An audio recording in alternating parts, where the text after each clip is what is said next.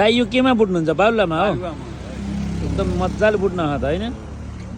यो जाडोमा मम्बुली खान एकदम राम्रो है एकदम राम्रो होइन दाजु यो केमा आगो के को गुइठाको होइन दाउराको है कस्तो राम्रो बाल्नु भयो है एकदम मजाले बनाउनुहुन्छ है कस्तो राम्रो चुलो बनाउनु ह मस्त दाजुले राम्रो खुवाउनुहुन्छ है हँसिलो दाजु होइन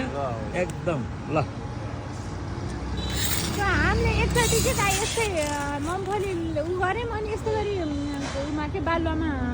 भुटेर लगेको कचकच भयो पाक्दै पाकेन राम्रोदेखि भुट्न पर्छ नि यो एकचोटि भुट्यो भने एक हप्ता त त्यो हामीले उसमा भुटियो कि त्यहाँ पर छ नि 10 मिनेट नबिल बेङभन्दा उतापट्टि कति मिनेट भुट्यो? पनि त्यो भुट्ने ठाउँ छ नि एउटा दाल साल भुट्ने के कति भुट्नु भएको त? त्यो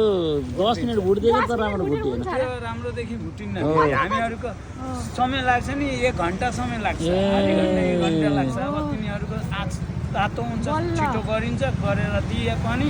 त्यो अलिक मलाइम हुन्छ किचिकिची हुन्छ हो त्यो भन्यो कि अस्ति हामीले खाँदा त्यो हामीहरू बिस्तारै बिस्तारै हुँदै जान्छ टाइम त लागिन्छ एक बार त हुन्छ अनि उसिनेको पनि मिठो हुन्छ यति काँचो यो काँचो लगेर पानीमा तातो पानी गर्ने त्यसमा उबाल गरेर पनि खायो भने भिटामिन हुन्छ एक नम्बर हेल्दी जन्तु हो हर्दी यो त सुक्खा हुन्छ हो। यसको भिटामिन सुकिन्छ सुकेर खस्ता हुने हो त्यो मलाई अनि खास राम्रो त त्यो उमालेको रहेछ त्यही त्यसमा त भिटामिन धेरै सिकिन्छ आन्टीहरूले भन्नुभएको थियो कि उमालेर खानियो भनेर यस्तो पनि गर्न मिल्छ तपाईँले यसको दाना निस्काएर त्यो ठाउँमा राख्ने राखेर मजाले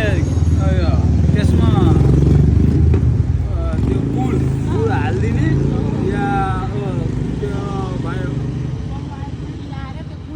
गुड भयो अब तपाईँको के